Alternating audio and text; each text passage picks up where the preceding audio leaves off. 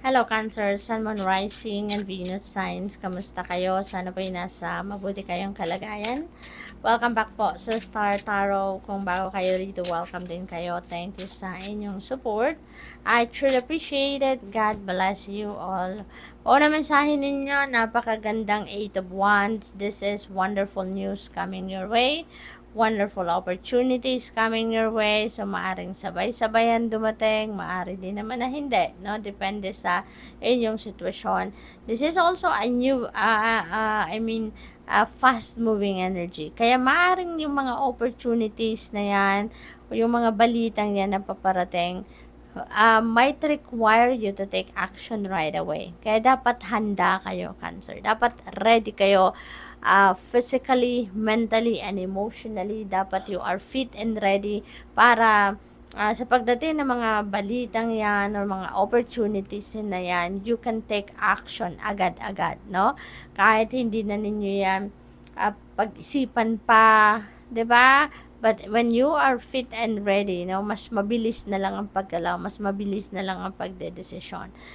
This is travel also. So, maaaring ang iba sa inyo is international travel ang naririnig ko.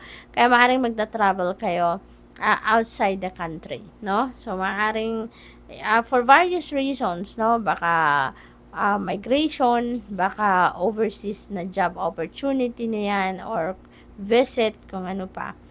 We have lovers. Ayan, so napakaganda na lovers energy.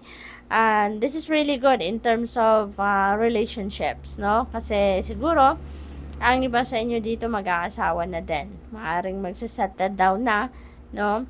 In marriage, ang iba, maaring meron na magsisimula ng pamilya dito of your own. May mga ganon. Kung single naman kayo, baka sa ngayon, magkaroon na kayo ng jowa, no? Baka meron na ditong manliligaw sa inyo, or baka dati nang may nanliligaw sa inyo and maybe you are entering that relationship na sa ngayon, yung bang magiging official na kayo. So, congratulations. The Fool energy, you're definitely going to start something new, no? Maraming opportunities, 'di ba, ang paparating dito, kaya maaring isa or even dalawa dyan sa mga opportunities na dadating, you're going to take advantage of that. Maaring you're going to grab that opportunity with the full energy. Kukunin nyo yan at sisimulan ninyo din i-embrace agad-agad. At with the lovers energy then, so maybe you are starting definitely a relationship. Maybe you're starting a new relationship or a new level of your commitment with your person. So, parang gano'n ang mga ganap dyan. It could be other things then, no, ang sisimulan ninyo dito. So, depende sa inyong sitwasyon. But, definitely, ano to, you're taking risk dito. You're taking that leap of faith, no, sa ngayon. Parang hindi ninyo ito totally alam kung anong klaseng journey ang papasukin ninyo dito, but you are taking the leap of faith. No? Nagtitiwala kayo sa Panginoon, nagtitiwala kayo sa sarili ninyo dito, kaya malakas ang inyong loob, no? What else? We have 10 of Wands. Ayan. So, this 10 of Wands is ending and beginning energy, no? Kasi pag mayroong magtatapos, meron talaga magsisimula. So, timing to na meron tayong the Fool, meron tayong ending. So, most likely, ang iba sa inyo dito, pagod na kayo. Parang overburden kayo dito. That could be trabaho, no? Baka trabaho yan. Related sa trabaho, or baka related sa pamilya. Pwede rin naman na related sa relationship, no? Ang iba siguro sa inyo, parang hirap na kayo sa mga sitwasyon ninyo. At tsaka, parang for the longest time siguro, nagtiis kayo, nagtiyaga, no? Pero ngayon, parang hindi nyo na to kaya pa, no? Parang you can't move forward na with this kind of routine sa buhay ninyo, kaya you're giving up, no? You're going to speak up na sa ngayon. Maaaring makikipag-usap ka na ngayon sa opisina ninyo, sa boss ninyo, no, na kailangan nyo ng tulong, or baka ang iba sa inyo, baka mag-resign na din ng tuluyan, no? Pag sa pamilya naman to, maaaring makikipag-usap na kayo sa iba ninyong kapamilya at hihingi na kayo ng tulong, ng support, no, sa mga obligasyon siguro, responsibilidad ninyo na nandiyan dyan sa balikat ninyo kasi parang pagod na kayo dito. So you need definitely some help, okay? So what else? We have happiness, napakaganda. Magiging masayang-masaya kayo dito. Hindi lang dahil siguro sa mga iba't ibang klaseng opportunities or good news na paparating sa inyo, kundi pati din siguro sa takbo ng relationship ninyo, masaya. Tapos, nagiging maayos na unti-unti yung buhay ninyo, lalo-lalo na with the Ten of Wands, no? Handa na kayo mag-embrace dito ng bagong sitwasyon sa buhay ninyo, bagong yugto, no, sa buhay ninyo. Kaya siguro, makakaluluwag na rin ang inyong pakiramdam, kaya magiging masayang-masaya kayo. What else? We have energy. You have that power in your hands sa ngayon. Parang kung ano ngayon yung iniisip ninyo, you can make it happen, ano, parang ganun ang ganap dito for some of you.